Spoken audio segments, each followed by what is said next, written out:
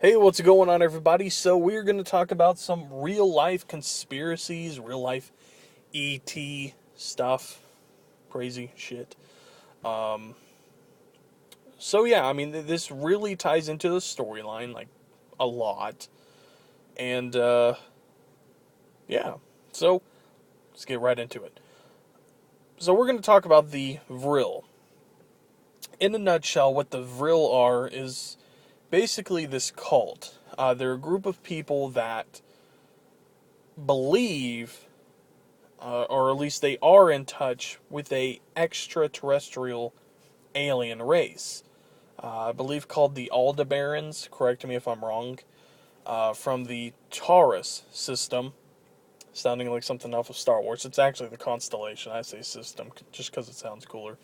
Also known as the Bull, and I'm not sure which planet or whatever, or which star, but there's a planet next to one of those stars, and they live over there. Pretty cool, huh? And well, during World War II, there was a little hangout session, I guess. You know, there was just a few people, I guess, getting together. And they were doing what they do best, you know, as far as people who believe in aliens and that sort of thing. You know, they were talking about crazy shit. They were doing some seances and just, you know, whatever they do. It's not really known what they were doing, but they were talking to aliens. There was a girl, Sigrun, was one of them. There was another one, I can't remember her name. And then the third one was, I believe, Maria or Mariah or something like that. Uh, and I've seen some of her pictures, and I have to say this, man. If you look up pictures of her, just look up Vril. I mean, usually she's widely linked to it. I mean, she looks fucking hot. For a girl from the 1940s, yeah.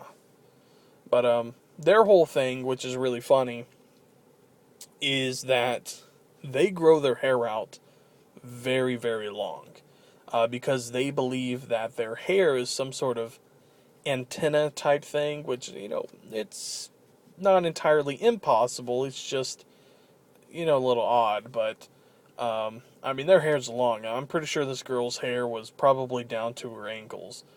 Um, but, yeah. So they have their hair very, very long. And sure enough, she's like, oh, I can talk to aliens and that sort of thing. So she starts talking to the aliens.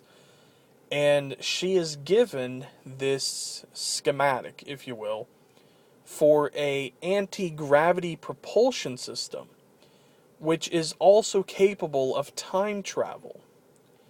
Now, because of her nature and because of the group of people that she eventually creates, the Vril, at least just, you know, her and a few people that she's around with, she wants to expand, improve on the human condition. She wants, you know, all sorts of these crazy things. She just wants to be able to see the aliens and, you know, that sort of thing.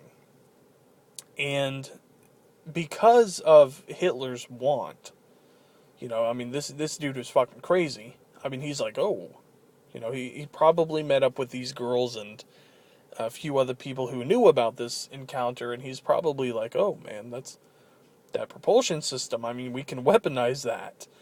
And so he's probably like, okay, you want time travel, I want weapons. You want to see aliens, I don't give a fuck about them.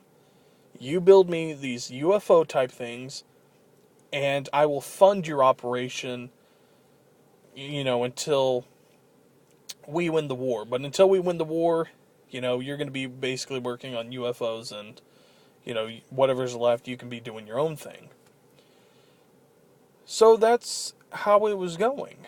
Now, I know a lot of you guys are probably wondering, okay, why would the aliens give us anything? Well, I've read up on this, and, you know, it didn't make any sense to me either. Why would they give it to the Nazis?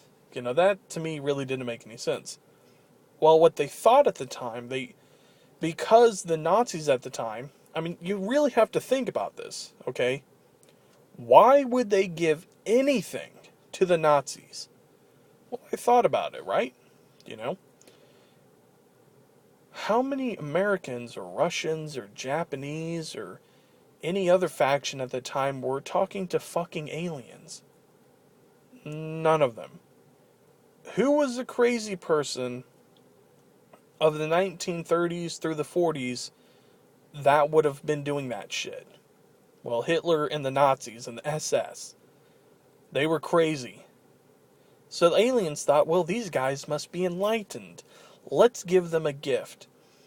And it is said that these aliens were like, okay, well, these guys, of course, most of their wars are fought over territory and resources, and I think we can all agree that's basically what it comes down to. After World War One, Germany was basically raped in the ass, and, they had to basically, they were in a bad shape. And, of course, somebody rose to power. We all know who that is. And he was just sick of it. He's like, fuck every country. We're going to roll through everybody. We're going to take control over the world because we're sick of this crap. He wanted more territory. He wanted the entire, human race to be uniformed. And, I don't want to say I don't blame him, but after World War One, he was kind of ramrodded. And I say him, it was just the entire country. We fucked Germany after World War One, basically. They did lose the war, so that's kind of their fault. But, World War One was bad enough.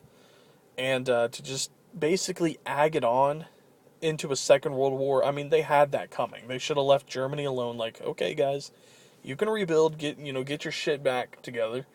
Just don't fuck with anybody again.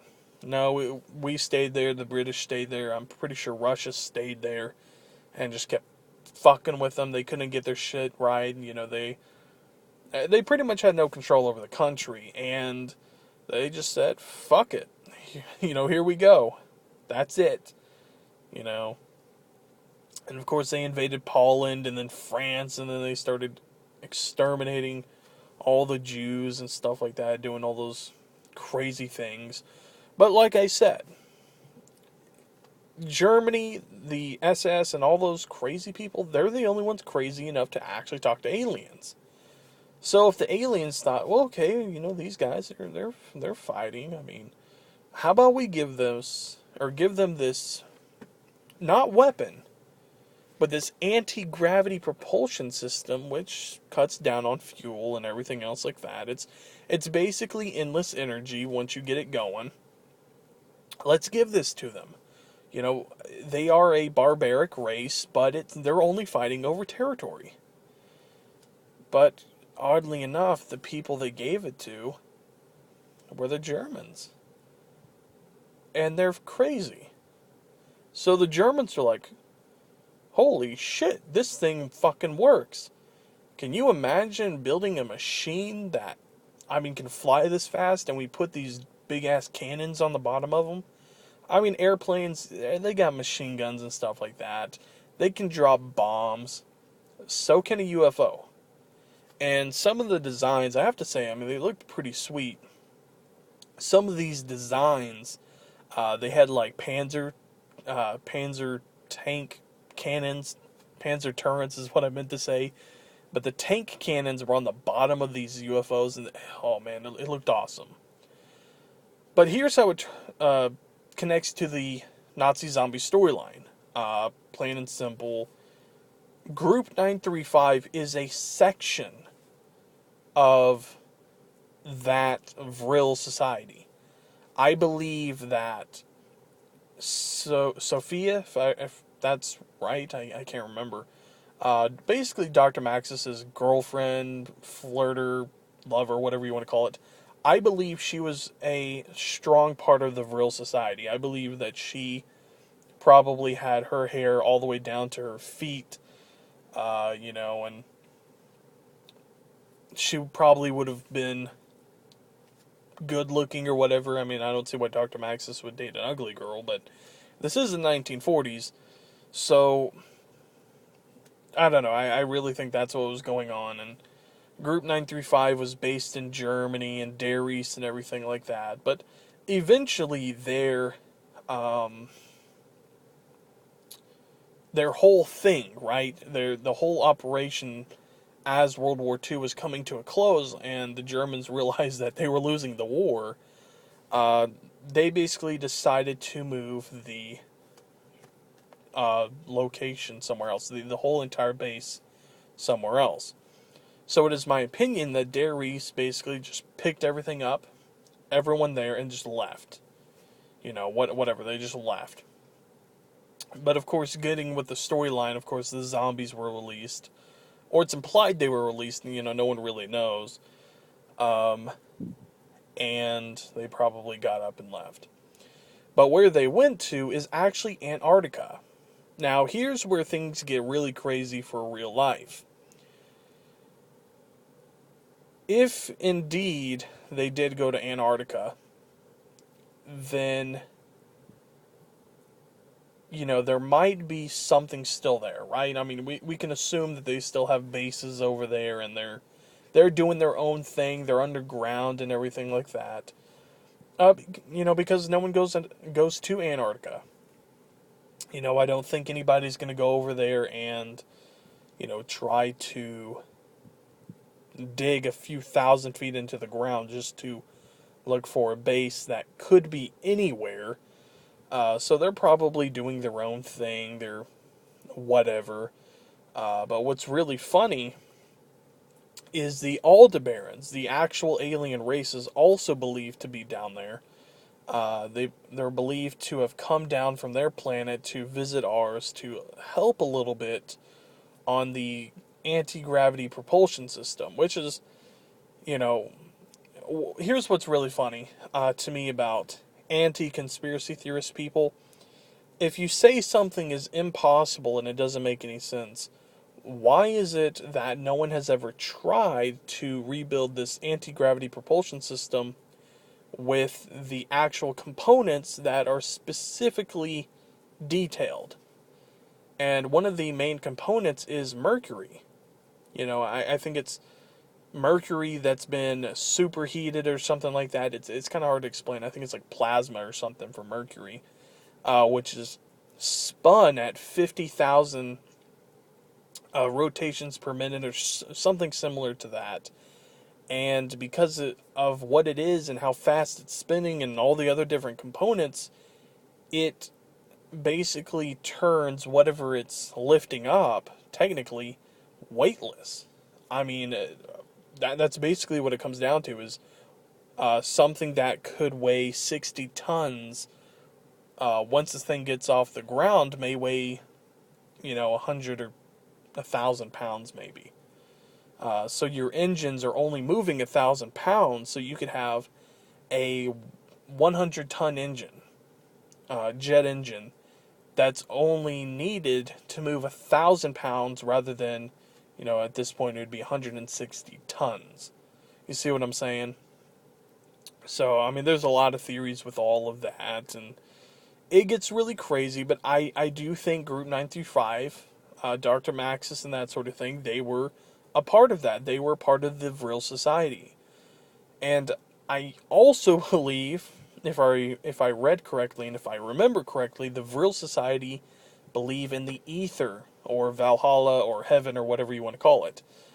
So it is possible that is where Dr. Maxis is, which I think is widely accepted now. But it's just crazy, guys. Really crazy when you read into all of this, and you don't even need a good book when you read into some of this shit. I mean, read some stuff on the Black Sun Society, Majestic 12, the Vril, Shangri-La, that sort of thing. I mean, they're stories on their own that branch off into like 10,000 other stories. But, these guys were building UFOs. Now, one of the things that I said was obviously they were building a time machine, or is capable of time machine. Or time travel is what I meant to say. Is there a time machine in zombies? Yeah. So, Digalaka. That's the next thing we're going to talk about. But that's it for this video. Make sure you guys like, subscribe, get this video out there and all my other videos But I will talk to you guys later.